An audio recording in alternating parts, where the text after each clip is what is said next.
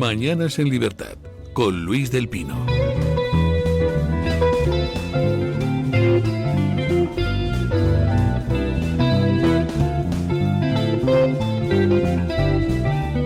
...8:44, 7:44 en las Islas Canarias... ...y comenzamos nuestra tertulia de hoy con don Javier Venegas. ¿Qué tal está usted? Muy bien, don Luis. Y con don Antonio Moloni. ¿Qué tal está usted? Muy buenos días, muy bien, muy contento. Hay una cosa que se me plantea siempre al empezar la tertulia: ¿a quién presento primero? Pero el criterio es claro, siempre hay que empezar por la derecha. Por eso yo, que lo sé, me coloco aquí, ¿no? Sí. Un pabiladete que soy. Bueno, vamos a hablar mínimamente de la caída del gobierno.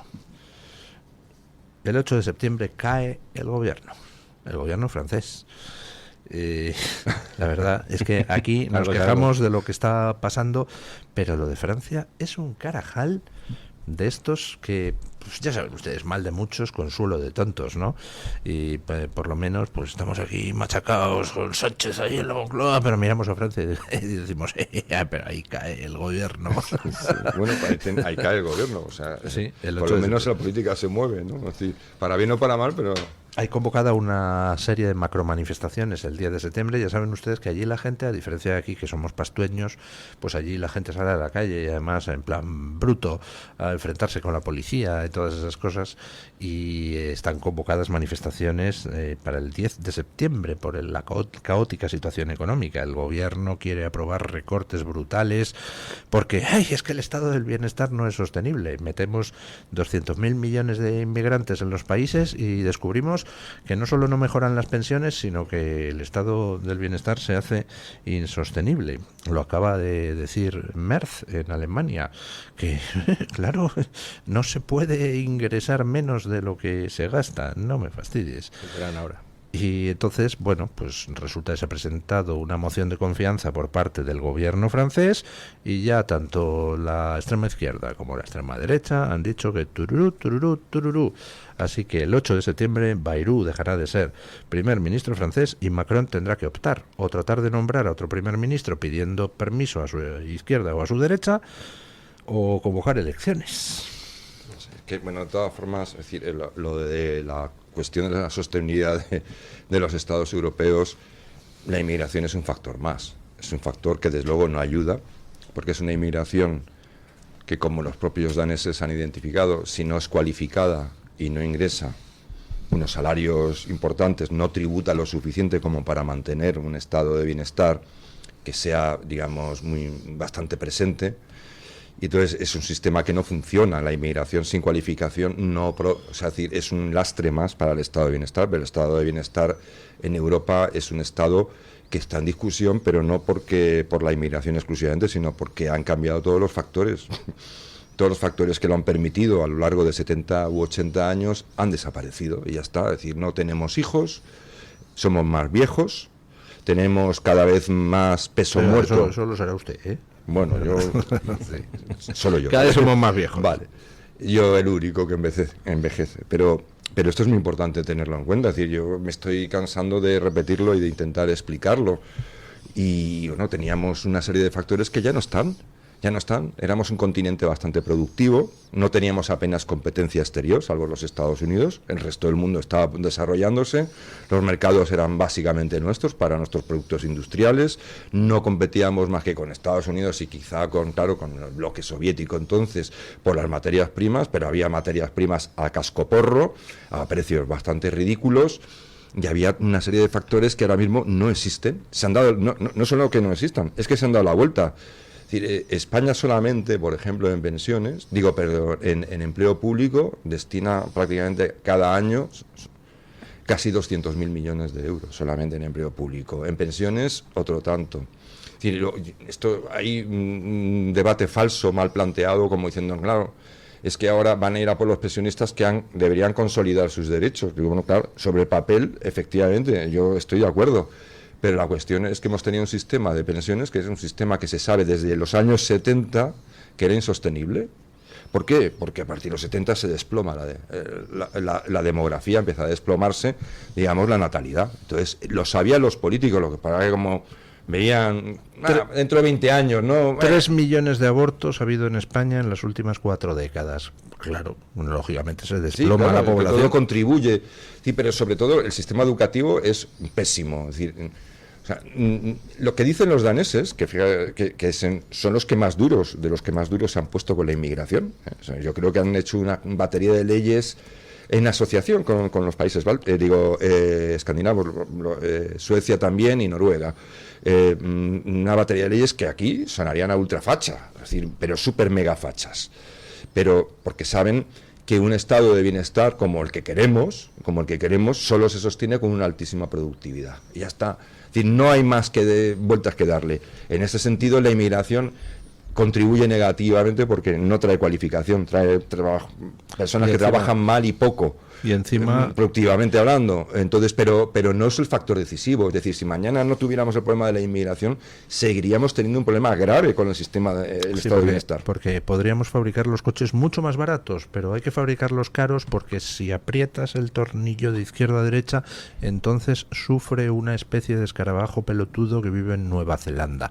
Así que entonces tenemos que apretar el tornillo de derecha a izquierda. Para que veamos hasta qué punto en Europa se ha perdido la cabeza. Vamos a ver, este presidente alemán ahora, ¿no? El primer ministro alemán, ¿no? Creo, presidente, yo ya no sé. Canciller este señor. En Alemania, fabricar un automóvil solamente en costes laborales por unidad son 6.000 euros. 6.000.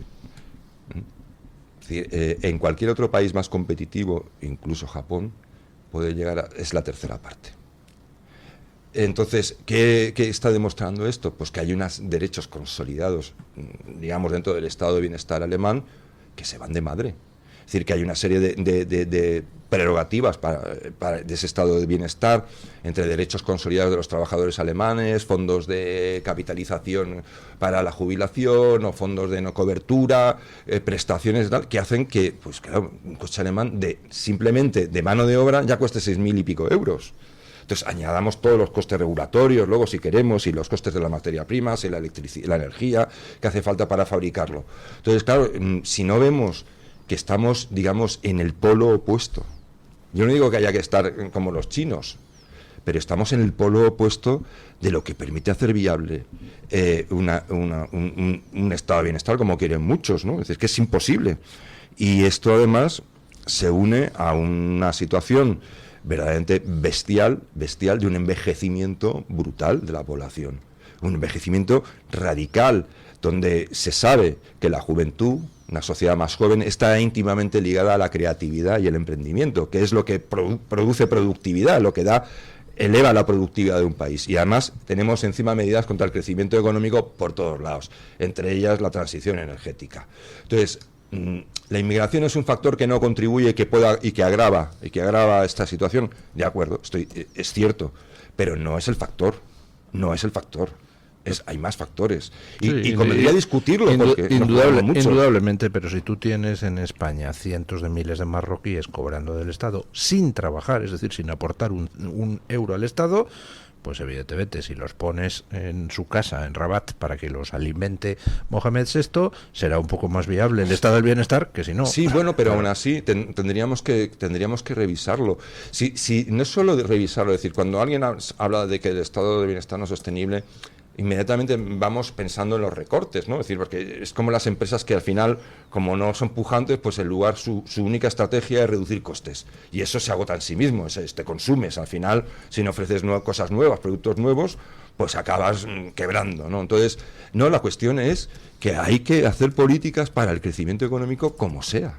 Como sea. Lo que ha ocurrido es el Estado en teoría, ¿para qué está? Está para defendernos a los unos de los otros, para defender a los que no tienen poder de los que lo tienen, y ya cuando se convierte en un estado de bienestar y va ocupando más espacio para que el que no tenga no se muera de hambre y el que no tenga una sanidad y una educación también. Vale. Eso es un estado de bienestar. El Estado ahora mismo no tiene nada que ver con eso. El Estado ahora mismo ocupa cada aspecto de la vida de la persona, casi que del alma de la persona, y lo que ha conseguido a base de una política fiscal que es un crimen, un robo constante al ciudadano, ha conseguido acabar con la clase media. Estamos viendo cómo desaparece la clase media española. Ahora mismo un joven de 20 y tantos años, el poder adquisitivo que tiene es ínfimamente menor que hace 20 años, no hace 5 generaciones, ínfimamente menor. Es dificilísimo que haya gente, jóvenes personas de 30 años, que es la edad más productiva, en la que más en forma se está, casi más fértil, que tengan propiedad, que una vivienda en propiedad y que tengan un matrimonio, una familia. Eso se ha ido produciendo. Habrá usos sociales y hay cambios en las costumbres, vale, pero se ha ido produciendo a base de una política fiscal y de una política, de todo tipo de políticas y de trabas burocráticas que hacen imposible la prosperidad y que hacen, además, otra de ellas, lo habéis mencionado, el aborto. Hay 100.000 abortos al año. Uno no puede mantener la pirámide, la estafa piramidal que es el sistema de pensiones si no crecen, si no hay españoles. Porque la inmigración, la invasión que sufrimos, pues uno de sus efectos es la depauperación de la clase media. ¿Cómo? Bueno, dicen, los españoles es que hacen trabajos que los españoles no quieren hacer. Falso. Cobran salarios que los españoles no pueden cobrar. Y aceptan salarios que los españoles no pueden aceptar. Alguien que viene de Cáceres a Madrid a vivir, pues hombre, a lo mejor no está dispuesto a irse a vivir a un barrio marginal compartiendo piso con 15 personas. Pero alguien que viene de una zona del sur de Bogotá, pues igual sí, porque es un cambio en su vida y 2 años aquí con contrato tiene la nacionalidad española, por tanto pasaporte europeo. Está dispuesto a aceptar eso. La inmigración descontrolada, la invasión, es un factor clave en el fin de la clase media europea, que es lo que está sirviendo para que no seamos competitivos, para que los mejores se vayan de nuestros países y para que sean sustituidos por personas que ni siquiera trabajan, ¿no? Ya es que no estén capacitadas. Ahora nos vienen en Francia y en Alemania con que el estado de bienestar no tiene porvenir. Nos habían dicho que estos señores venían aquí a pagar las pensiones de los que ya son pensionistas o los eran. Y el resultado es que hay una generación, que ahora es la más productiva, que está para pagar las pensiones de sus padres y de sus abuelos y va a estar para pagar la sanidad de todos los hijos de los inmigrantes ilegales que vienen haciendo. Y esa generación perdida es el símbolo de la clase media extinguida en Europa. Que ya, de hecho, esa generación va a heredar las propiedades de sus padres y sus abuelos y posiblemente muchos de ellos no vayan a poder quedarse con ellas. O sea, vaya a quedar el Estado. Porque esa es otra. La presión fiscal, la recaudación del Estado se ha disparado en los últimos años en toda Europa. En paralelo con el fin, en paralelo, inversamente proporcional al fin de la clase media. Y ese afán está acabando con las posibilidades de prosperar de una generación entera que cada vez ve más claro que, oye, que este sistema estaba hecho para 2 generaciones, 3 como mucho en algún sitio, y se acabó. No ha llegado a 3. Porque hablamos de la generación de los millennials, pero es decir, hay generaciones de personas que ahora tendrán 50 y tantos años, que muchos de ellos han perdido sus años más productivos precisamente por esta vuelta de tuerca que lleva más de 2 décadas. Sí. Es decir, las décadas más productivas de esas personas que hoy tienen 50 años, porque tenían 30, 20 y tantos, 29 largos. Uh-huh. Entonces, era la época en la que debían haber podido prosperar y haber acumulado un patrimonio para luego ya pues pensar en retirarse. Esas personas no se van a poder retirar. Es decir, no estamos hablando solo, por eso me resulta un poco ridículo cuando hay esa lucha generacional, ¿no?, entre boomers y millennials. Y luego está la generación X, que es la generación verdaderamente perdida y olvidada. Y esa lucha es absurda, porque salvo nuestros padres, en algunos casos y no todos, han tenido una vida más o menos previsible. A partir de nuestros padres, y yo ya tengo una edad, eso empieza a desaparecer. Empieza a desaparecer en el momento en el que pues esta Europa que viene de la posguerra, básicamente digamos con una socialdemocracia sociológica, que puede ser más o menos de derecha o de izquierda, pero estar dentro del esquema de las cosas del estado de bienestar, ¿no? Sí.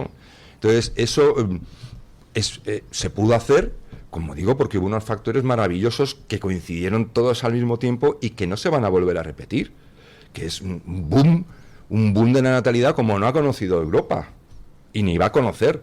Entonces, un boom de la natalidad, un acceso a las materias primas sin apenas competencia, una financiación exterior brutal. Estados Unidos invirtió muchísimo en Europa, nos pagó la defensa, nosotros nos dedicábamos a dar discursos de justicia social y ellos ponían las bases militares. Sí.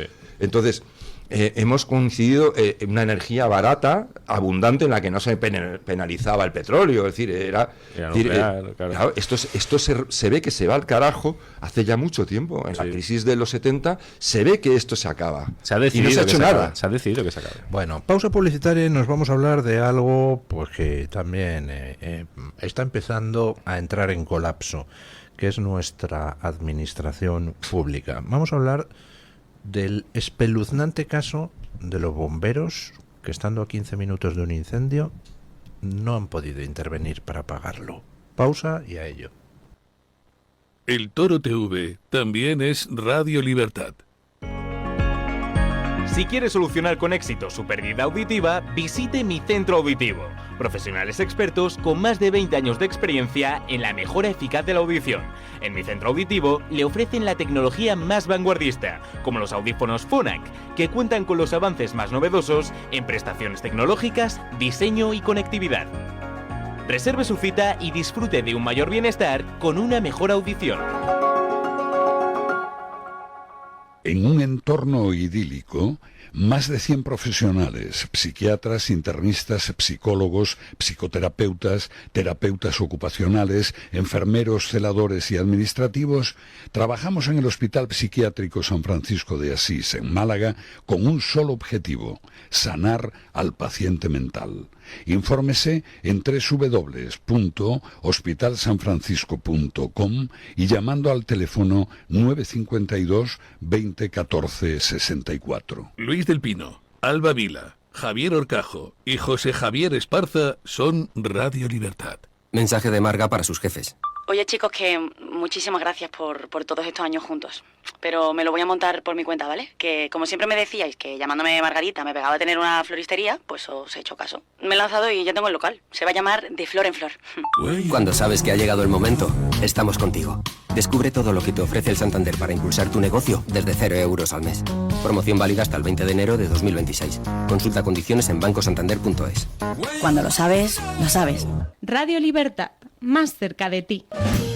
El restaurante El Torreón está de moda. Vende copas a sus 7 terrazas al aire libre en la cima del Monte de El Pardo. O disfruta platos como la auténtica carne picaña brasileña. Y los mejores pescados y carnes como el lomo de buey auténtico. Cocina abierta de 11 de la mañana a 1 de la noche. Disfruta de su famosa paella con langosta y sus 7 amplísimos salones climatizados. Grandes vinos y licores. Fantástico parking. Reservas en restauranteeltorreón.com. El plan más refrescante del verano.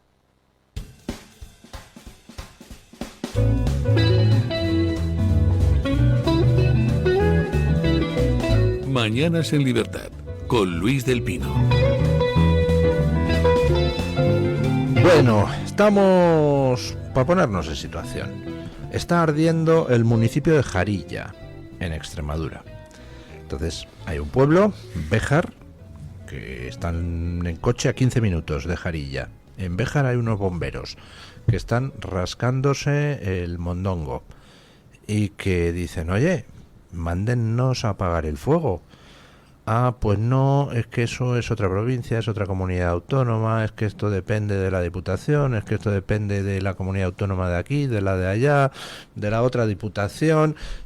Total, que no les mandaron. Al final tuvieron que irse los bomberos de Béjar voluntariamente, en su tiempo libre, los que quisieron, a ayudar, porque no podían por el puñetero Estado autonómico. O sea, es que esto es un sin vivir. Bueno, es que yo creo que más que el Estado autonómico es una administración completamente invivible, o sea, insufrible. Yo estaba intentando averiguar, con la ayuda de 3 inteligencias artificiales, más mi capacidad de buscar en las páginas web de las administraciones, cosa que era una tarea absolutamente imposible, cuántos organismos, entidades, no sé cómo podemos llamarlo, pues todo lo que hay destinado en las administraciones públicas para la prevención y la lucha contra los incendios. Bueno, pues en principio, sin poder averiguar el total, porque era imposible, no conseguíamos, había más, pero no se podía acceder a cuáles eran, había unas 500 organismos. 500 organismos. En España. 500 tipos de oficina, unos de prevención, otros de recursos, otros de no sé qué, otros de análisis de bueno, cómo está la masa forestal, o ay, madre mía, ¿sabes? Es decir, 500. Dirán que hace falta más. 500. Entonces dices, bueno, vamos a ver, esto me recuerda como cuando ocurrió lo de la pandemia, que decía, no, es que nos ha pillado por sorpresa, porque tal. Oiga, mire, es que si nos yo me puse a averiguar, además tengo un buen amigo que es experto en esto, que es médico y que se dedica a eso, y dice, no, si en España organismos para la prevención de epidemias hay, para parar un tren, a cascoporro, o sea, es decir, bueno, pero como en realidad no se comunican entre sí, es decir, el que está el médico que está en un centro de salud, pues igual tiene una función de detectar o avisar cuando, por ejemplo, hay un exceso de neumonías, ¿no? Porque puede ser indicio de algún tipo de virus inusual. Entonces, pues ellos lo avisan. Oye, pues normalmente suele haber 5 casos y estamos teniendo 48. Y aquí 56. Y esos datos van al organismo correspondiente. ¿Qué pasa? Que el organismo correspondiente recibe los datos y, como decías, se está rascando el níspero. Es decir, entonces, es todo como... Esto recuerda un poco a esa institución que es el paradigma de cómo funciona la burocracia en España y en la mayoría del mundo. Y es la Dirección General de Tráfico, que es una Dirección General de Tráfico que llega a recaudar al año más de 500 millones en sanciones. Bueno, pues, ¿cuál es el presupuesto de la Dirección General de Tráfico? 500 millones. Es decir, o sea, nos gastamos 500 millones en recaudar 500 millones. Exacto, porque al final, ¿cuál es la función de esas entidades? Es simplemente poder suministrarse los recursos que necesitan para estar ahí. Es decir, esto recuerda también la lucha contra la violencia de género, que al final costaba todo el aparataje tropecientos millones, y de las políticas activas contra la prevención de violencia de género, protección de mujeres, al final iba el 1%. ¿Dónde estaba todo lo demás? En todas las personas que están colocadas en ese tipo de instituciones, de chiringuitos, por decirlo así. Bueno, pues es así. Eso también pasa con las ONG, ¿no? Que uno cuando te paran por la calle pidiendo dinero para una ONG, la mejor pregunta que se le puede hacer es, bueno, de esto que te puedo dar, ¿cuánto va en sueldos a los directivos? No lo sé, pues entonces no te puedo dar nada. Bueno, directivos y en general a muchas personas, bueno, la ONG también son muy explotadoras, y a la gente... A los que están en la calle los tienen ahí tal, pero luego tiene una masa laboral bien remunerada bastante grande. Hombre, son ONG, pero solo es el nombre. Y entonces esto es lo que conviene decir. España no es un Estado fallido todavía, es un Estado que funciona por inercia. Es decir, ¿esto qué significa? Que funcionamos en situaciones rutinarias, es decir, pues en el día a día, pues los policías salen a patrullar, se persigue más o menos en los delitos. Claro, vive de que hay una institucionalidad que todavía más o menos se mantiene, de que la inmensa mayoría de los españoles pues son decentes y no están en quemarlo todo, al menos de momento, y todavía medio creen y esperan que las instituciones hagan su trabajo, pero lo cierto es que no lo hacen. O sea, lo de Béjar es de la diócesis de Plasencia. O sea, es que no puede tener más relación ya con Extremadura. Béjar pertenece a la diócesis de Plasencia. Es un municipio completamente parte de esa zona, más de Cáceres que de Salamanca. Lo que ha pasado, básicamente, se puede resumir, y que alguien me lo niegue, en que Mañueco prefiere que se queme Extremadura antes de mandar a los bomberos de Béjar a apagarla, para no cogerse las manos. Porque no veo otro sentido. Es que está al lado. Béjar está pegado a Cáceres. Y es que verían el humo perfectamente. Y no les permitirían a los bomberos ir a apagar cuando estaba empezando un incendio que ha acabado siendo el más grande de la historia de Cáceres. No importa. Así Mañueco no tiene ningún problema. Se presentará a las elecciones, contará su película. Está muy bien. Pero eso que tenemos es un síntoma. Eso de Mañueco es un síntoma del estado en el que estamos. Que, ¿vale? No es un estado fallido, Javier, pero es un estado ya tan total, que ocupa tanto, que ha llevado a los españoles a un nivel de anestesia y de impotencia. Nos sentimos inermes ante un Estado que lo ocupa todo, que no es que se meta en nuestros bolsillos, sino es que cuando le necesitas para apagar un incendio no está, cuando le necesitas para... Bueno, porque el Estado no es nuestro, el Estado no nos pertenece. Exacto, eso es lo que ha ocurrido. El Estado no es la articulación jurídica e institucional de la nación, es propiedad de unos tíos que están en Ferraz, en Génova, donde sea, que deciden sobre nuestras vidas. Cuando Sánchez llega, sale de la playa unas horas, va a Galicia y nos dice que va a mandar no sé qué, parece que es suyo eso. Que los bomberos que manda son suyos, que los helicópteros son suyos. No, son nuestros, tú lo gestionas de pena. Qué generoso soy. Sí, claro, es que es una sensación de despotismo en la que estamos que es muy peligroso. Esto recuerda, no sé, entiendo que cuando se produjeron las revoluciones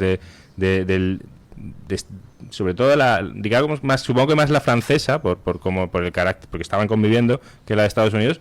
Supongo que las castas de allí eran vistas de una forma parecida. ¿Qué es esto de que venga un tío que se coge un mes de vacaciones? ¿Qué español se va un mes de vacaciones a la playa? Muy poquitos. Y que España se le sale gratis. Eso por supuesto, eso es por descontado. Invitando a toda la familia, la política también. Y cortando hasta el mar, o sea, hasta el trozo. No, porque lo de Pedro Sánchez es como la familia de los chonis y el nini. Es decir, no solo es que se lo pagamos a él, es que se han ido todos allí. Todo, es un el primo, el cuñado, el no sé qué, se han juntado todos ahí como si fuera la familia Romerales y se han juntado ahí. Bueno, es que a lo mejor lo son. Es el único país, yo estaba viendo además que estaba. Yo creo aquí. que deberíamos renombrar la Mareta y llamarla Ambiciones. Ambiciones, sí. Pero estaba nuestra querida amiga Lucía Echevarría mirándolo, me parece muy bien, muy pertinente. ¿Qué país de Europa el primer ministro le paga las vacaciones? Y somos el único. Todos se lo pagan de su bolsillo, son sus vacaciones.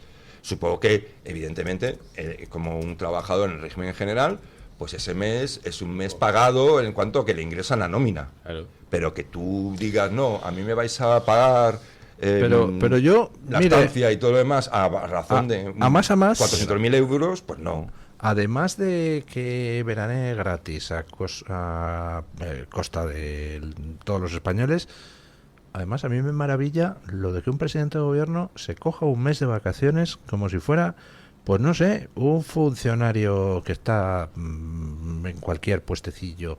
Oiga, llevamos un mes de agosto donde no hay un día en que Trump no dé 6 titulares. Está currando el tío como un bestia, de la mañana a la noche, de lunes a domingo. Y él no cobra. Y encima no cobra. Bueno, creo que ha tenido que cobrar $1 porque no podía renunciar a todo, ¿no?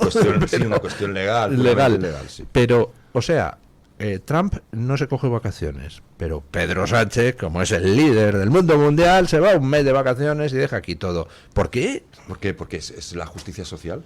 De la izquierda es eso. Es decir, ahí tenemos a Irene Montero, que habla de justicia social a todas horas.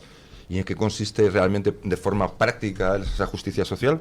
Pues que ahí está ella en el Parlamento Europeo cobrando un pastizal. Y de vacaciones en Menorca mientras se quema España. Sí, y mientras hacen social, declaraciones contra los que van de vacaciones. La justicia social a mi propio beneficio.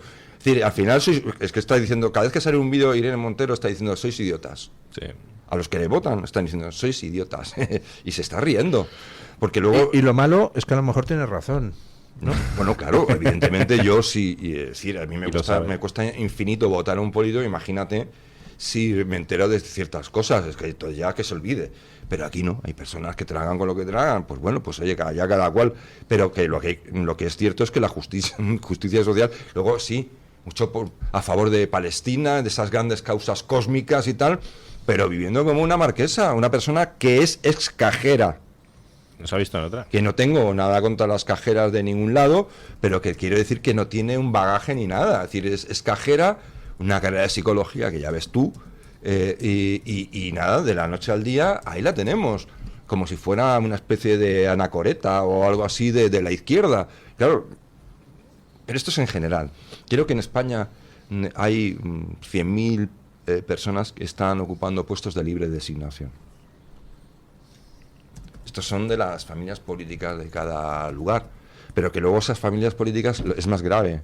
No solo es que sea un partido o una familia política, es que luego hay familias políticas según la ubicación geográfica. Es decir, el PP de Valencia no es lo mismo que el PP de Madrid. Y el de Galicia no es lo mismo, es una familia distinta que el de Valencia. Y esto lo podemos extender a cualquier partido. Entonces, al final, ni siquiera son partidos. Bueno, luego hablaremos de un ejemplo peculiar de eso. Bueno, no, hablamos ahora. O sea, venga. Valencia, donde el gobierno de Mazón depende para los presupuestos y para otras cosas de Vox en el Parlamento valenciano. Entonces Vox le dice, se acabaron las subvenciones a los de la Academia de la Lengua Valenciana, que en realidad, aunque se llaman así, son los que tratan de imponer el catalán en Valencia. O sea, los mismos separatistas y de extrema izquierda de siempre. Y entonces Mazón coge y le quita las subvenciones a los de la Academia Valenciana de la Lengua. Y entonces va la Diputación de Valencia, gobernada por el PP, y dice, bueno, no te preocupes, yo os doy 200.000 euros a los de la Academia Valenciana de la Lengua, con lo cual te encuentras que todo ese mundillo separatista y de extrema izquierda, que es el que está organizando las manifestaciones contra Mazón les quita las subvenciones porque le presiona a Vox, no sale de él, y van los de su propio partido y dicen, tranquilos, aquí tenéis las subvenciones para que sigáis, entre otras cosas, manifestando contra Mazón. No es que vayan así por cuenta propia. Es que seguramente estaba acordado ya. Claro, es decir, bueno, yo aquí voy a decir que no, pero no os preocupéis que la Diputación os lo va a dar. Ahora hay que ver la partida de 200.000 euros que se transfiere de la Generalidad Valenciana a la Diputación. ¿Con qué excusa? Pues tiene usted toda la razón, pero entonces llegaríamos a la conclusión de que Mazón subvenciona a todo ese mundillo ideológico que luego convoca manifestaciones contra Mazón. Es como Ayuso aquí pagando a los sindicatos que se dedican a apoyar a Pedro Sánchez y a manifestarse contra Ayuso. Debe de ser que en el Partido Popular hay como una especie de pulsión sadomaso. Empiezo a entender los pornorrelatos de González Pons. Tienen un puntito así depravado, ¿no? Lo que es con lo de Almeida, por cierto, yo el otro día vi una portada del diario El Mundo. Sí, ayer, ¿no? Creo que fue ayer. Que sale la portada en foto destacada de 4 Almeida columnas. para hablar de su baja por paternidad. Es que nos hemos vuelto locos. Es decir, es que es todo tan enloquecido, pero vamos a ver, ¿a qué le importa la baja? Es decir, solo tiene una explicación. Lógicamente le estará bailando el agua al alcalde, porque el alcalde tiene un presupuesto en el Ayuntamiento de Madrid y una publicidad institucional, o lo que sea. Van a subir la tasa de basuras ahora y toca blanquear un poco al personaje. Pero, sí. Y lo que iba a decir, Almeida hizo campaña con la gran promesa de acabar con Madrid Central. Fue su promesa. Ganó por ello, seguramente. Es su promesa. Yo no se lo perdono. Es decir, yo no sé cómo puede haber alguien que no, en la rendición de cuentas, eso no sea suficiente como para que este hombre esté fuera de la política. Y entonces llegas y lo primero que hacer no es solo mantenerlo, sino dotarlo todavía de un alcance mucho mayor. Y seguir presionando a la gente con eso. Y le condena a la justicia. Dice, esto que has puesto, el Madrid 360 es ilegal. Y el tío se niega a devolver las multas y recurre al Supremo. Dices, claro, es decir, estamos empatados a seguir. Esto tiene una explicación muy sencilla. Tiene varias explicaciones, pero la más evidente. Es decir, cuando tú haces un plan como ese, estás implicando a empresas privadas para muchos de los servicios que van a llevar ese plan. Entonces tú estás firmando como ayuntamiento, no como alcalde, o sea, el alcalde en nombre del alcalde, pero en nombre del Ayuntamiento de Madrid una serie de contratos con una vigencia de 5, 10, X años. Y entonces están firmados. Entonces tú sabes, si eres candidato a la alcaldía de Madrid, tienes que saber que esos contratos están firmados, ¿vale? Pero claro, tú haces como que no lo sabes. Y si no lo sabes, que eres idiota, porque igual es abogado del Estado y tiene una cabeza, una mente fotográfica y tal, y no digo que no, pero es que entonces para el otro es muy cortito, pero no me lo creo. Entonces tú sabes, haces una campaña con una promesa que sabes que en principio, si quieres cumplir, te va a llevar a los tribunales y le va a costar seguramente al municipio de Madrid tener que indemnizar a muchísimas empresas y tener que indemnizar esos contratos, ¿vale? Eso por un lado. Entonces tú te callas, haces campaña diciendo que lo vas a quitar, sabiendo que luego es un problema legal que no estás dispuesto a afrontar. Y luego lo segundo, que da la sensación de que lógicamente uno empieza a pensar que las campañas políticas de ciudades convertidas en negocios como Madrid, que son negocios privados, público-privados, pues están de alguna manera supeditadas a la buena voluntad de quienes hacen los negocios con las ciudades. Entonces, claro, ¿pero qué ocurre? Que a Almeida lo votan luego los madrileños en masa. Sí, porque como no es del PSOE, que eso es lo que... Claro, ese es el problema. Eso ha descubierto el PP, ¿no? Que es la marca azul del PSOE, ha descubierto que esa es la estrategia, con tal de... Yo lo advertí antes de las últimas elecciones municipales. Vamos a ver. ¿Por qué el Partido Socialista presenta a una candidata anodina y que no va a conseguir un mísero voto en Madrid como era Reyes Maroto? Pues porque su candidato era Almeida. O sea, claro, igual que Moreno Bonilla es el candidato en Andalucía, es la estrategia. O sea, no hago nada diferente, me votan ellos, me llevo bien con los sindicatos, me llevo bien con los medios de comunicación afines al PSOE, me llevo bien con... No toco ni medio chiringuito. Bueno, porque no me van a votar si parece que robo menos. No solo no tocas ni medio chiringuito, es que acabas colocando los tuyos en los chiringuitos. Claro, sin quitar a los otros. Es que, claro... Acabas sumando los... Moreno Bonilla ganó en la provincia de Sevilla. Que eso ya es provincia de Sevilla capital, es un epicentro funcionarial de España, funcionará durante 4 décadas del PSOE y ha ganado Moreno Bonilla. Yo llevo diciendo que España, la industria que ha crecido más y que acapara cada vez más recursos es la industria política. Es decir, es la única industria pujante. Es la única industria pujante en España. Y cada vez más. Y cuanto más pujante es, peor para las otras las reales. Las reales, las que producen una riqueza. Claro. Entonces, bueno, pues esto, por eso digo que es tan importante separar los debates cuando hablamos del sostenimiento del estado de bienestar, inmigración, es decir, poner cada cosa en su justo término, porque tenemos que empezar a entender a qué nos enfrentamos realmente, que no, por ejemplo, hay gente que dice ahora claro, todo esto se dice de que no es sostenible para empezar a ajustar las pensiones y romper los derechos consolidados de la gente. Pues en buena parte, pues es verdad, pero claro, lo que no explicamos a las personas, si no nos explican, es que tener un retiro, realmente una persona que quiera tener un retiro medianamente decente, requiere una capacidad de ahorro muy alta. Es decir, bien sea a través del Estado, bien sea a través de ti mismo, da igual. Es decir, pongámoslo por la vía que queramos, pero requiere una aportación mensual importante durante mucho tiempo. Mucho tiempo. Y además, lo que es más importante, que esa aportación no se esté gastando inmediatamente como está ocurriendo ahora con el sistema piramidal, que según te quitan 700 euros, directamente van a cubrir un sistema deficitario. No genera ninguna riqueza, no se mete ese dinero a jugar.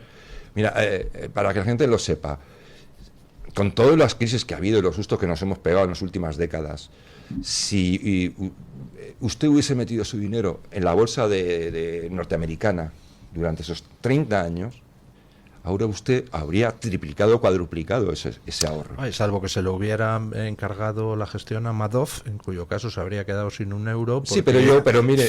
Por hacer lo mismo que hace... pero yo digo, como haría cualquier persona conservadora, ir a la bolsa, al Nasdaq, irte a los valores más o menos...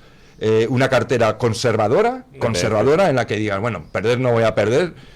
Seguramente durante una crisis de repente verás que tu aportación se reduce a la mitad y te asustarás muchísimo, pero como es a largo plazo, una jubilación se plantea a 30 o 40 años vista, lo importante es el monto que queda al final de ese periodo. Usted se podría jubilar. Que aquí, ¿qué hacemos? Que nos quitan el dinero para tapar agujeros a toda velocidad. Ese dinero directamente se quema. Se quema. Y se ha quemado. Cada día más, Javier. De hecho, el estado de bienestar se empieza a joder o la clase media, cuando los políticos descubren que prometiendo cosas que no pueden cumplir ganan las elecciones, y prometiendo con el dinero de otro, por supuesto. Y eso es el sistema de pensiones. Ni el Partido Socialista ni el Partido Popular se atreven no ya a decir que esto es una estafa y que no va a poder seguir funcionando el sistema de pensiones. No se atreven siquiera a no subir las pensiones cada vez que se presentan a las elecciones, cada vez que gobiernan.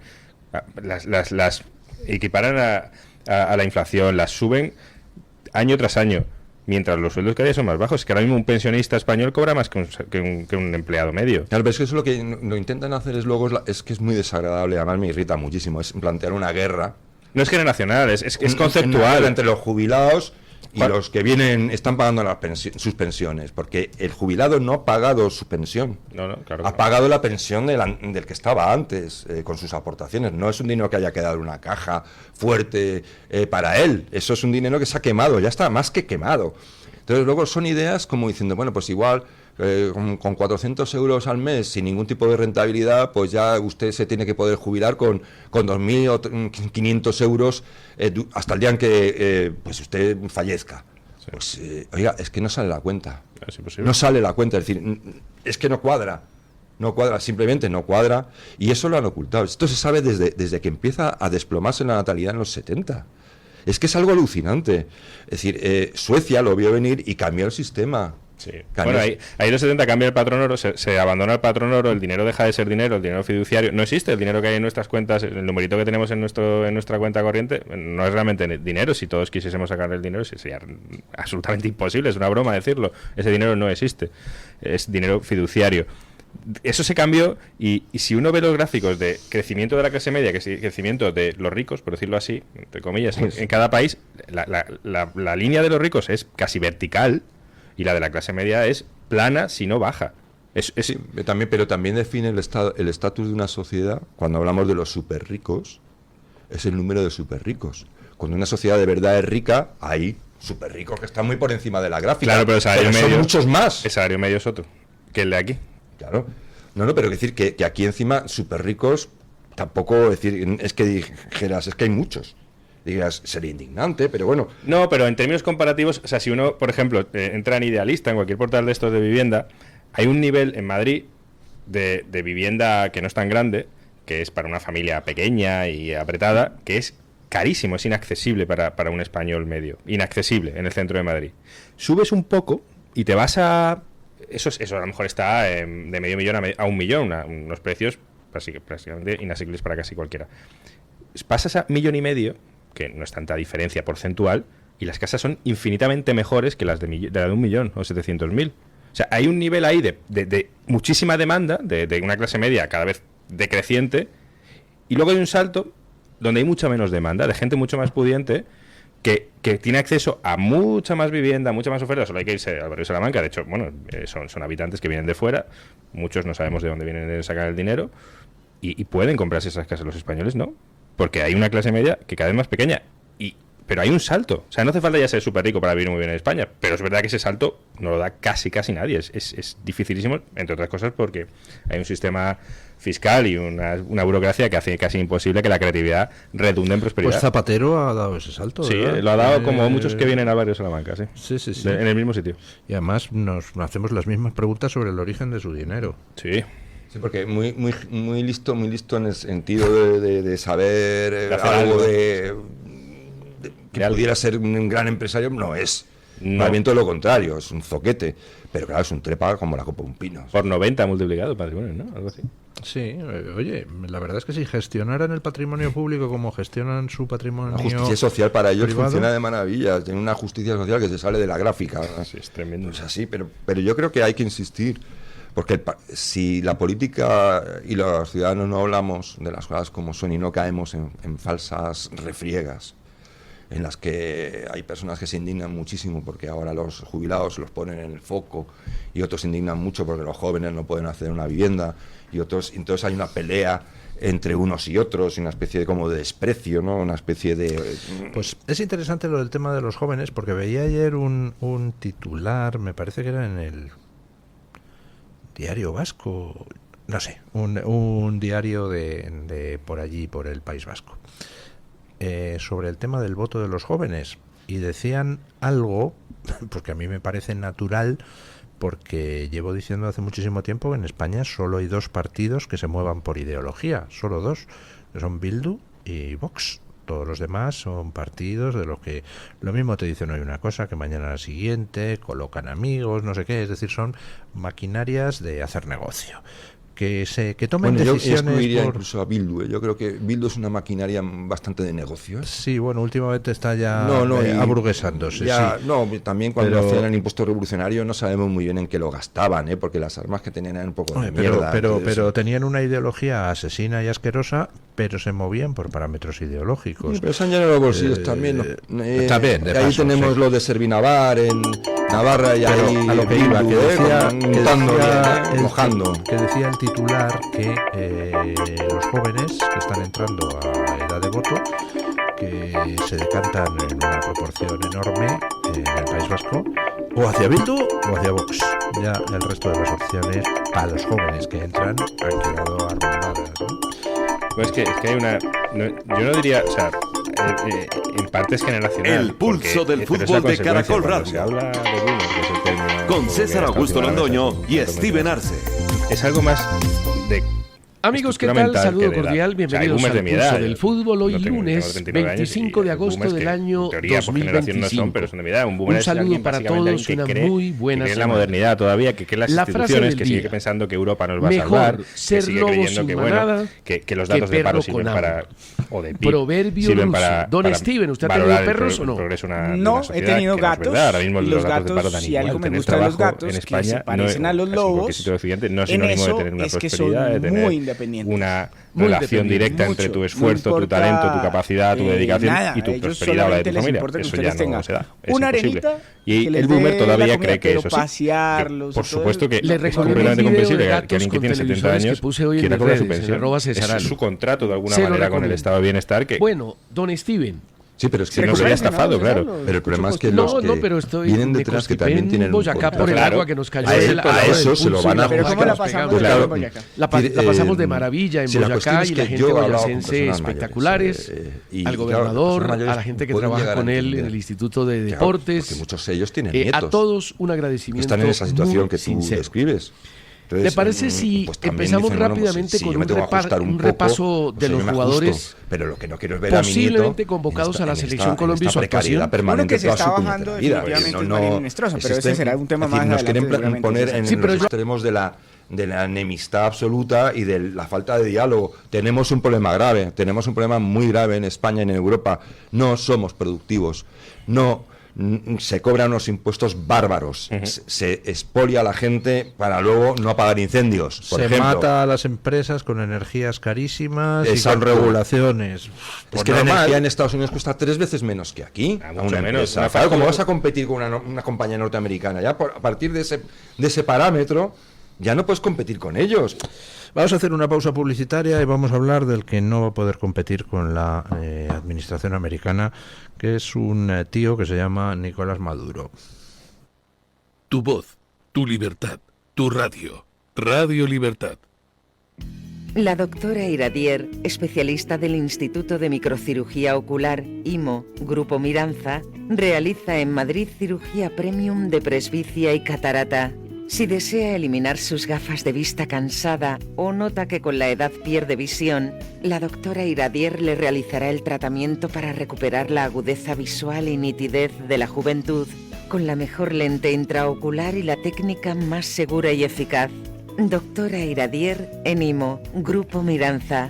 Teléfono 910-783-783. Calle Valle de Pinares Llanos 3, Mirasierra, Madrid.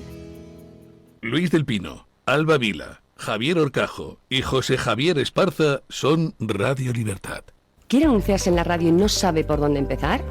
En Radio Libertad le brindamos la oportunidad de promocionar su negocio en una emisora comprometida con la libertad de expresión. Aproveche nuestras ofertas exclusivas para nuevos clientes. Además, si aún no tiene su anuncio preparado, no se preocupe, nosotros lo creamos por usted. Contáctenos hoy mismo a través de publicidad@radiolibertad.es o llámenos al 91 732 4895. No lo piense más, anúnciese en Radio Libertad. La libertad en tu radio. Conéctate y vive la libertad en tu radio. Presentamos Navarretinto, probablemente la mejor explotación de cerdos ibéricos de España, situada en la dehesa extremeña. Durante la montanera, los cerdos se alimentan de bellota de encinares sostenibles. Nuestra denominación es de bellota 100% ibérico, mención exclusiva Pata Negra. Navarretinto tiene como norte la excelencia. Si le gustan los productos ibéricos, llámenos al 91 625 0228. Con total garantía de satisfacción.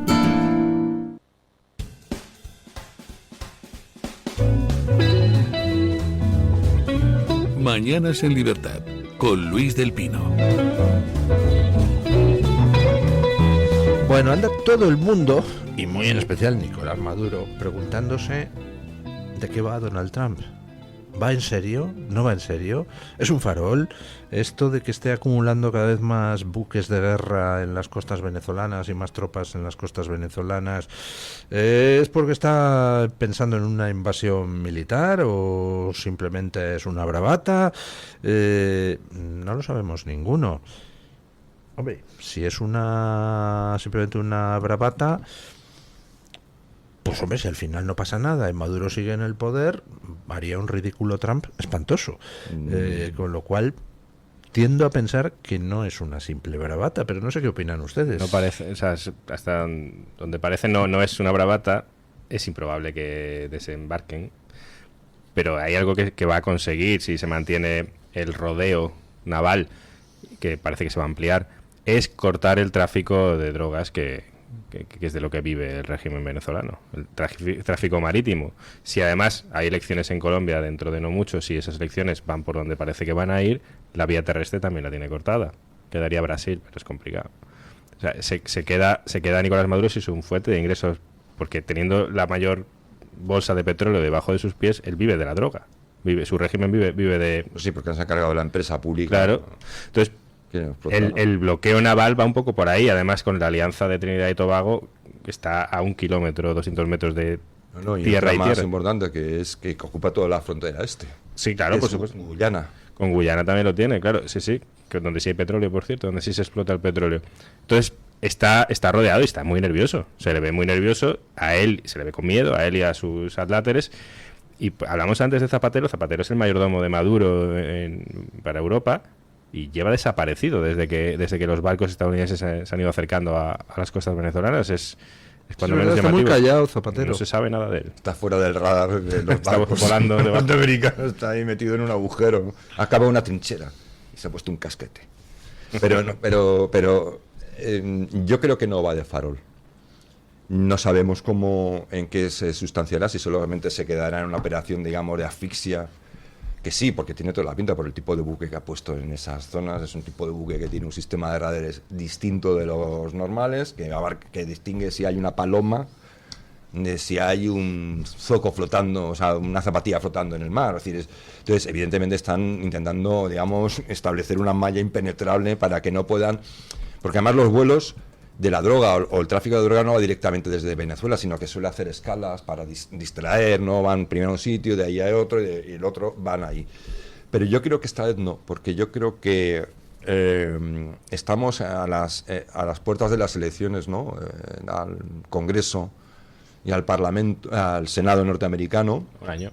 Y Estados Unidos y Donald Trump se ha dado cuenta, por ejemplo, pues que tiene una caída en el voto hispano, una caída importante, posiblemente porque el voto hispano le votó para mejorar las condiciones laborales, es decir, y la productividad y los sueldos y tal.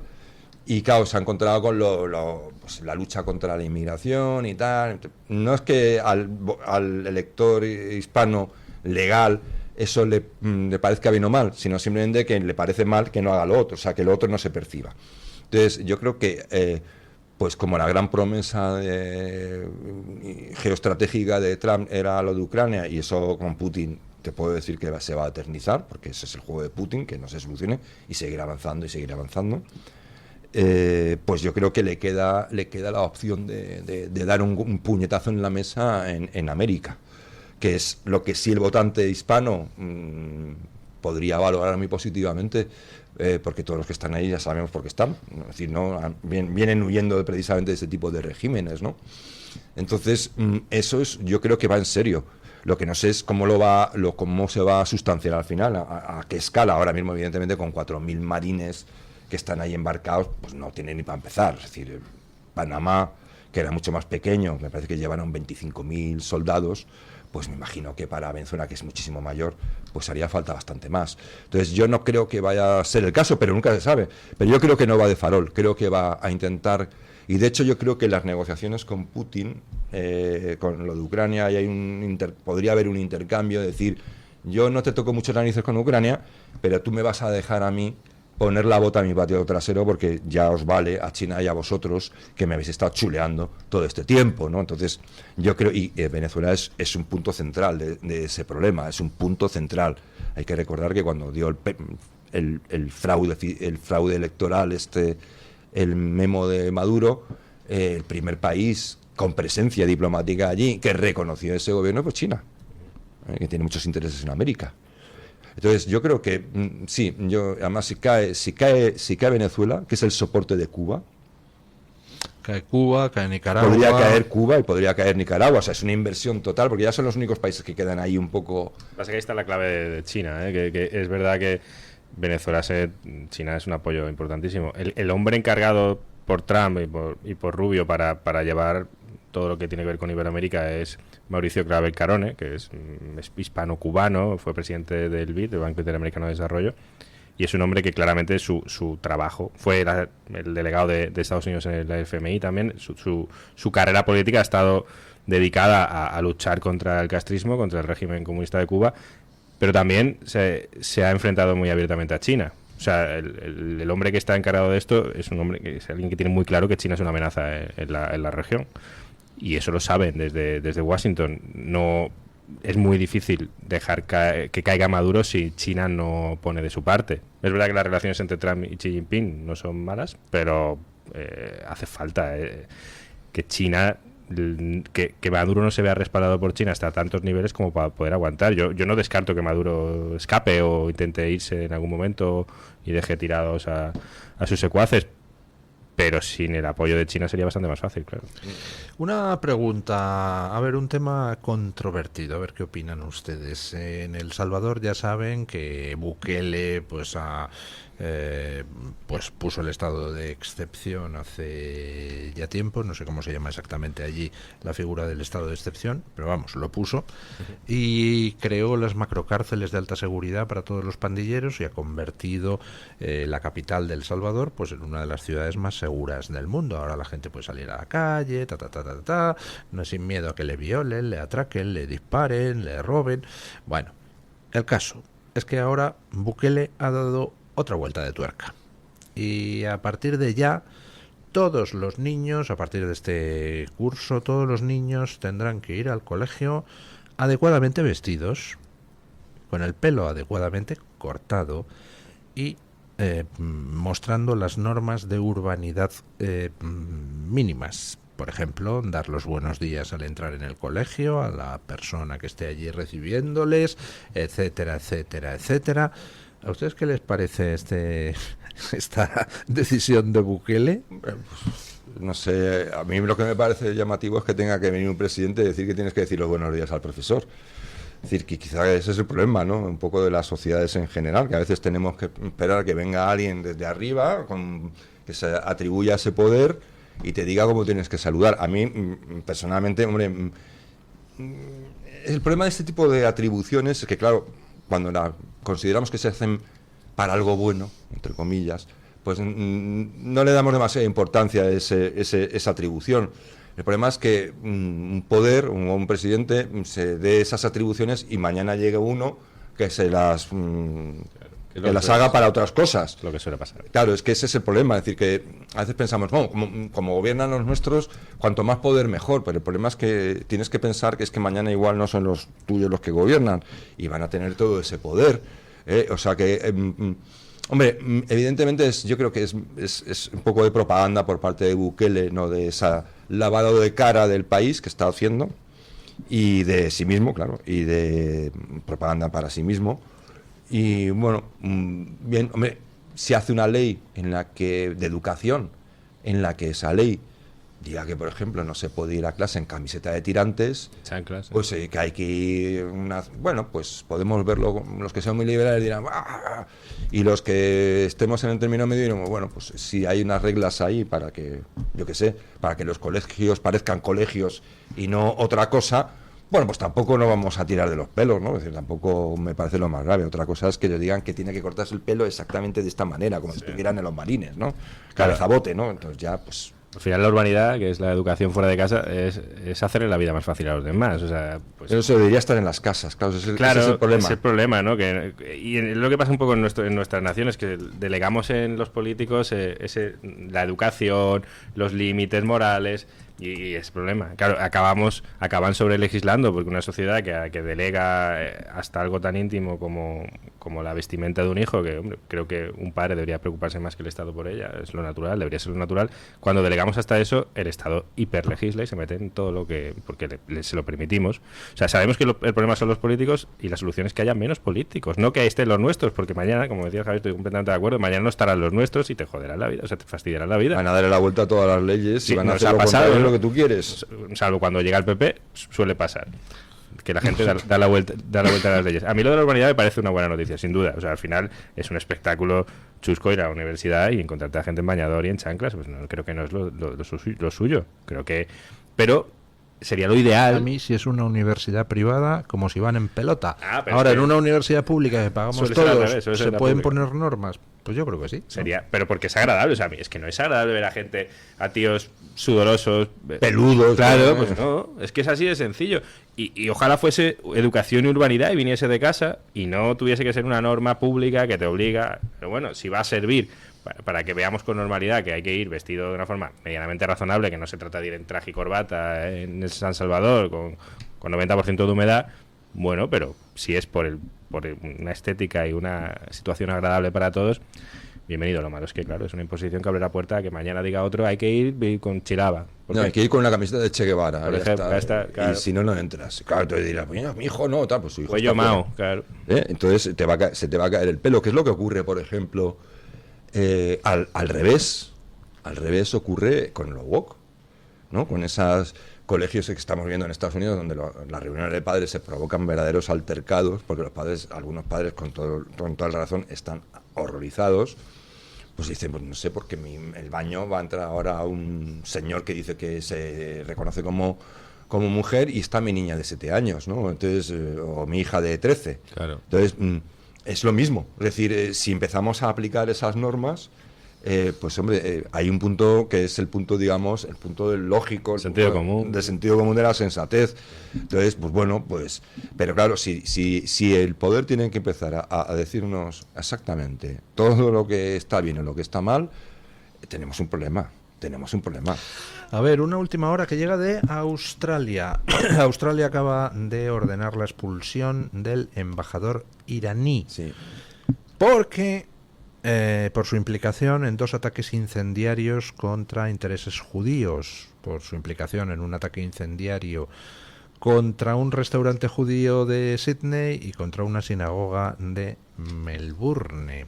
Ha sido ver esto y acordarme de que el principal responsable del atentado contra Alejo Vidal Cuadras está refugiado en Irán y actuó por encargo de Irán, a pesar de lo cual la clase política europea no dice ni mu sobre Irán. Pero ¿cómo vamos a pintar algo en el mundo si ni siquiera piamos cuando llega un régimen teocrático e intenta matar a políticos europeos en suelo europeo? O sea, no dicen nada porque a mí ¿se acuerda usted de cuando ganó la primera vez Trump las elecciones presidenciales? Estuvimos como 2 años o 3 pensando que había como una especie de psicotecnología en las redes sociales que hacía que la gente votara justamente lo contrario de lo que quería votar. Pues ese mito, ¿no? de la manipulación de las mentes a través de algoritmos y cosas así, ¿no? Que, vamos, yo lo puedo decir por experiencia personal, que se olviden que eso es una chorrada como la copa de un pino. Pues bien, ¿qué es lo que funciona realmente? Lo que funciona realmente es el dinero. Lo que cambia las políticas de los países y hace que ocurran cosas raras en la Unión Europea, me temo, que dices, no puede ser que sean tan estúpidos. Yo creo que a veces es el dinero. Y que la opinión pública a veces no esté informada y que los medios de repente se dediquen a sacar como noticias sobre China que parecen notas de prensa prescritas, ensalzando la tecnología y los grandes logros de Pekín y tal. El País publicaba 4 páginas en fin, alabanza distintos aspectos de China.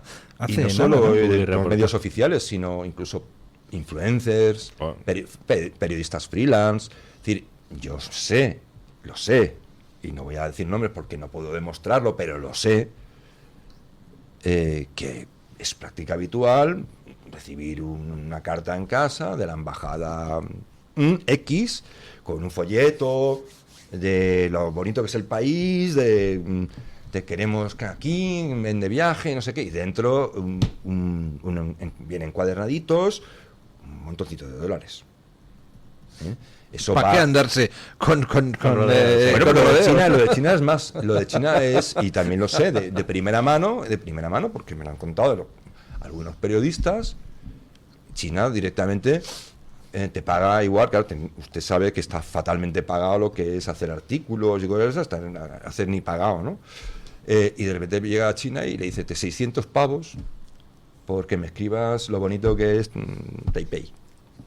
Y lo que bien que se puede invertir allí. Hombre, Taipei no, justo que está igual. Perdón, Taipei, Shanghái, perdón. Y tal, y y te lo reconocen. Y dice, ¿y tú qué haces? Pues lo escribo, y digo, 600 pavos. Es decir, quiere decir, ¿cómo es que estamos tan memos en Europa y cómo es que hay tanta memez en Europa? Pues yo creo, básicamente, primero porque tanto la prensa, los que deberían hacer su trabajo, como buena parte, o una parte sustancial suficiente de políticos, están a sueldo. Están a sueldo. No digo que sean sobornos ilegales, pero están cobrando por hacer lo contrario de lo que nos interesaría. Con el tema ese de China, me contaba hace poco un profesor universitario, dice, no, nosotros los que tenemos sueldo público, pues hombre, tenemos nuestro sueldo público, no podemos cobrar de otros sitios, patatín, patatán. Pero claro, llega una universidad china y dice, oye, ven a dar una conferencia en Pekín. Y entonces coge, te paga el viaje, la estancia, te enseñan todo aquello, te tratan a cuerpo de rey y luego te dan una mierdecilla, ¿no? Pues 100 eurillos para gastos, es decir, que tampoco es una compra tal, pero ya con eso se ganan a profesores universitarios y aquí y allá, que claro, vuelven luego a su país y dicen, joder, qué bonito es China, ¿verdad? Sí. Y no hace falta ni que los manden allí, con los institutos que tienen aquí, el Instituto Confucio, una charla del Instituto de Cooperación Hispano-China. Entonces, cualquier persona que tiene algún predicamento, que tiene algún tipo de influencia en el lugar que a ellos les vaya interesando, no tiene por qué ser un tío muy conocido, pero les interesa que en el sector farmacéutico tal, pues cogen a un señor y le invitan a dar una conferencia en una de estas cooperaciones hispano-chinas y le dan un buen dinerillo. Y claro, el problema es que como Europa se ha empobrecido tanto que salimos muy baratos. O por ejemplo, pues tiene usted unas hijas que tienen pues una empresa de internet, pues se les contrata a ustedes de Huawei algo, y entonces pues así y tal. Me suena de... Espérate, lo dejo a punta de la lengua, alguien conocido, ¿verdad? Sí. Empezábamos este bloque hablando de Maduro y vamos a cerrarlo pues hablando de otros que yo creo que en el fondo les mola lo de seguir el camino de Maduro, porque el gobierno español, lejos de escuchar que en el Congreso americano ya están pidiendo que se adopten medidas contra España porque es un riesgo de seguridad por el tema de Huawei, pues lejos de escuchar, dice Sánchez, pachulo mi pirulo, y le van a ampliar en 2 millones el contrato de almacenamiento de escuchas policiales a Huawei. Pues está muy bien, ¿no? Claro, pero yo sabe usted que para mí lo de Huawei es muy grave, porque digamos que es la cabeza militar de China, es decir, una conexión muy, muy, muy intensa de Huawei con el Ejército Popular Chino. Dentro de su plantilla hay militares, personas formadas no solo para la seguridad informática, sino para ciberataques, expertos en ciberataques, es decir, es una empresa que tiene ese historial. El propio fundador viene del Ejército Popular Chino. Pero es, digamos, la parte más que atenta más con la seguridad más evidente, ¿no? Pero es que el problema es todo lo demás, de lo que nos está hablando. Y me llama la atención de que no se hable de ello, porque significa que hay intereses económicos que afectan a los partidos en cuestión, no solo al PSOE. Estamos ya hablando, y lo he comentado 1000 veces, del control del desembarco en el sector de energías renovables y de distribución de más de 100 empresas chinas. Es decir, no hay 100 empresas alemanas, ni suizas, ni italianas, es decir, es que son más de 100. Estamos hablando del control de los puertos por parte de consorcios chinos. Estamos hablando también, seguramente, y de la toma de control que van a empezar, de las cuestiones de los yacimientos de que se van a empezar a explotar, de tiras raras y otra serie de materiales estratégicos. Es decir, claro, lo de Huawei llama mucho la atención, pero sobre todo lo demás hay un silencio. ¿Por qué? Porque me imagino que, por ejemplo, no lo sé, por poner un ejemplo imaginario, la Junta de Andalucía, pues si viene una empresa china y le monta ahí una gigafactoría de placas solares y le da un buen dinero y pues no va a ir contra eso, porque le viene bien. Y entonces hay un silencio brutal sobre cómo están poniendo la bota. Es decir, somos el flanco sur de China en Europa. El flanco sur. Y bueno, y no pasa nada. Oye, que yo no estoy en contra de que se invierta, pero vamos, en fin, es decir, 100 empresas aquí a capón. No, pero es que no es inversión, como no es un mercado libre y China no actúa como un agente económico natural, No es una inversión tal cual, es y además en no tiene apenas retorno, porque ni siquiera no son tan tontos como nosotros que vamos allí y hacemos un trasvase de conocimiento, ¿no? Allí, aquí ellos traen todo ya fabricado allí, aquí lo único que hacen es ensamblar, si hace falta algún técnico superior es chino, y entonces aquí mano de obra como si fuéramos Zimbabue. Claro, de hecho así es muy fácil competir y así son el primer inversor, entre muchas comillas, en la inmensa mayoría de los países de África, con el beneplácito, con el apoyo del Banco Mundial o del Fondo Monetario Internacional, del Banco Africano de Desarrollo, Banco Islámico. Es una toma, es un imperialismo de otra manera, suave si quieres, no tan suave, porque yo mantengo que cualquier relación con Huawei por parte de cualquier político español es un acto de traición. Huawei es el ejército chino, que es la institución más importante del país, es anterior al Estado, es de los años 20, el Estado es del 49, un militar, un general chino es alguien importantísimo en China y meterse con eso es muy peligroso. Y España, tenemos a políticos en tratos muy lucrativos, parece para ellos, según parece, que ponen en peligro la seguridad de España y de los españoles.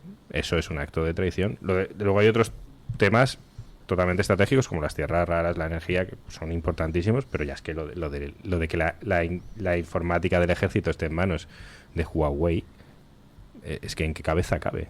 ¿En qué cabeza cabe? Y lo estamos viendo. Y cada día más. Y en eso están el PSOE y el Partido Popular, o miembros del PSOE y miembros del Partido Popular, igualmente. Están todos excepto vos. Están todos. Bildu, cantado, con Xi Jinping. Claro, que más le da Bildu. A ver, les gusta. Es más, creo que le preguntarán, oye, ¿y esto de los campos de reeducación para los que sean poco vascos? No, pero ellos no tienen ese problema, como los han echado todos. Sí, también hicieron como... No, pero ahora tienen un problema con la inmigración magrebí, que resulta que se resisten a hablar vasco y prefieren el árabe. Claro, el RH, no querías factor RH, pues toma 3 tazas. Sorpresa. Uno ve las fiestas de Bilbao, de Vitoria, de San Sebastián, y antes había curriñas y ahora hay banderas de Palestina. Es increíble lo que han conseguido porque no hay banderas españolas. Bueno, y la bandera de Palestina Palestina que importa una hija a nadie, es decir, no vamos a engañarnos. Da igual. La bandera palestina es como la bandera trans, como la bandera comunista, como la bandera tal, pues es un símbolo más de la izquierda y ya está, y me da igual, o sea, y ya ni siquiera hay que entrar en un debate de si Israel debe o no debe, si está o no debería estar, si hace esto o hace lo otro, es que eso es puro decorado, cartón piedra. Aquí las manifestaciones que se han hecho a lo largo de Europa, en Australia, en Canadá, con la bandera palestina, en plan salvaje, es una demostración de fuerza, es una demostración de una alianza entre la izquierda y a menudo del islamismo beligerante, pero sobre todo es una manifestación política de una sola dirección. Ahí ni Israel importa, bueno, Israel sí importa en el sentido que quieren aniquilarlo, faltaría más, porque la izquierda lo odia porque es un país capitalista y encima pues nada competitivo y tiene una democracia, entonces lo tienen que odiar a muerte porque encima está donde no quieren tenerlo. Sí, la izquierda es más odio hacia Israel que amor por Palestina. Antisemita, pero bueno, el problema es que también la derecha en España tiene un antisemitismo a veces que, claro, sí, hay una parte de la derecha bastante repugnancita. Sí, se une también con el antiamericanismo, suele coincidir un antiamericanismo como exacerbado con un antisemitismo exacerbado.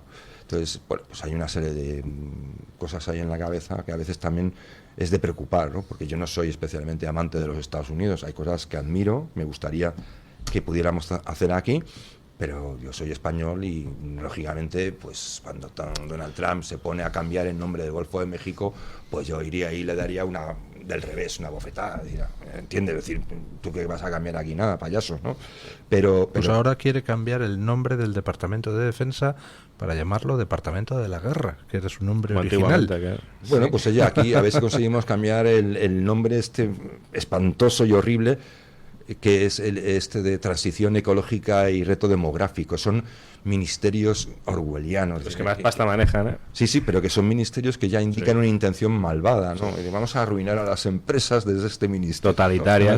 Además, disfrazan las cosas con los nombres. En lugar de llamarlo Ministerio de robar todo lo que puedas lo más rápido que puedas, lo llaman Ministerio de Transición Ecológica. Ministerio de que no haya empresas.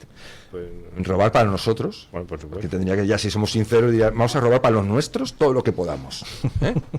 Ese es el ministerio. Este es el ministro del robo de los nuestros. Don Eric Gutiérrez está entrando en el estudio para traernos la opinión de los oyentes. Buenos días, don Luis, otra vez. Buenos días de nuevo. Ya estamos en el estudio para hablar, en este caso, pues de Trump, don Luis, que es uno de los temas del verano, uno de los temas del año.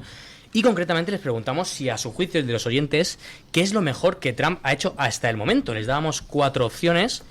No sé si querrán mojarse un poco más los tertulianos, pero vamos, te hemos dado 4 opciones. Como digo, nada, todo mal. La gente que no le ha gustado nada de lo que ha hecho. Cortar la inmigración, que ya lo hemos comentado esta mañana, pues estos mínimos históricos que se están registrando en Estados Unidos. Recuperar el liderazgo mundial, aranceles y demás historias. Y por último, liquidar los chiringuitos progres. Don Luis, hay que decir que ha estado, bueno, más batallado que otras veces y concretamente ha ganado liquidar los chiringuitos con un 43%. Me ha sorprendido porque yo pensaba que iba a ser otra de las opciones, pero ya está con un 43% liderando el liquidar chiringuitos progres, muy cercano el 37% de recuperar el liderazgo mundial. Que hay mucha gente en comentarios que decía que lo primero es liderar el mundo en general y después viene lo demás, o sea, que es como el primer paso para que el resto llegue. Mucha gente también decía que le era muy difícil elegir entre las 3 porque eran 3 opciones muy buenas. En tercera opción, don Luis, con un 18%... Bueno, ¿la segunda era? Recuperar el liderazgo mundial, con un 37% a 6% de liquidar chiringuitos progres. Y la tercera es cortar la inmigración con un 18% de los votos y por último con un 3%, que suele ser siempre está ahí. Hay un 3% de la audiencia de Mañanas en Libertad, un 2%, 3%, pues en este caso que cree que nada lo que ha hecho Trump está bien, todo está mal, es horrible y el señor Naranja, como le llaman a algunos, se tiene que ir ya. Solo un 3%. Pues yo encuentro bastante natural el que la gente haya optado mayoritariamente por lo de cortar los chiringuitos. Yo creo que si tú quieres acabar con un problema, lo primero es acabar con el flujo de dinero. Decía Napoleón que para ganar una guerra hacen falta 3 cosas: dinero, dinero y dinero. Corta el dinero y a tomar por saco. Y hay una cosa que no se le está reconociendo a Donald Trump, que se ha marcado un golazo por toda la escuadra. Ha conseguido un acuerdo de paz entre Abjasia y Azerbaiyán. Se ha metido de hoz y coz en el Cáucaso, en toda la cara de Putin, consiguiendo lo que era imposible. Y además en un lugar estratégico donde está haciendo la ruta Trump del gas. De esos 2 países. Si los europeos vamos a deberle la vida como sigue así, porque no nos va a quitar de que Putin controle absolutamente todo eso. Y no se ha dicho nada. A mí me pareció, es que era imposible que esta gente... ¿Cuánto tiempo llevan en guerra? Yo qué sé, 30 años. 40, sí. Yo que sé, una cosa muy loca. Entonces ha llegado y les ha puesto... Además la foto salen los dos sonriendo, los 2 presidentes, dándose la mano como ya diciendo una cosa. Y bueno, se ha metido en el Cáucaso. Bueno, ¿qué dicen de comentarios? Pues don Luis, respecto a lo que decía usted de los chiringuitos, Gema, por ejemplo, dice: por los chiringuitos sangra la herida. Eso de repartir sin control de a dónde va el dinero es una ruina. ¿Están de acuerdo con usted, don Luis? Que lo primero que se tiene que hacer es cortar eso. Además, diría que es lo primero que hizo el señor Trump. Conforme llegó, empezó a cortar el dinero. Después vinieron muchas otras cosas, como hemos comentado. Juan María nos dice también: yo he votado por recuperar liderazgo porque eso hace que pueda hacer todo lo demás. Y por cierto pone grande Trump. Esto estaba más en la línea de lo que digo yo, que eso es lo primero y el resto viene después. También nos dice, por ejemplo, Español Fernández, ¿de dónde será? Ha hecho mucho, pero sobre todo combatir toda la basura izquierdista, lo woke, LGTBI y a China. También meter en cintura a Europa, que no es poco en poco más de medio año que ha hecho todo esto. Y en España la derecha tradicional dándole caña. De repente también un palito a la derecha, que a pesar de que haya hecho todo esto el señor Trump, pues no gusta en ciertos sectores.